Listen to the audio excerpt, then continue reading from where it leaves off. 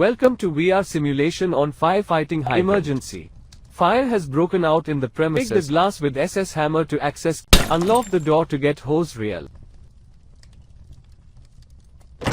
Connect the hose to the fire hydrant outlet. Grab the pipe and head to the fire area. Attach the nozzle to the other end of the fire hose. Signal to other member to open the fire hydrant. Direct the water spray towards the base of the fire. Signal to other member to close the fire hydrant valve. Put the hose on ground carefully. Remove the nozzle from the pipe. Take the pipe on your right shoulder and put it inside the FRB box. Well done, you have completed the firefighting simulation.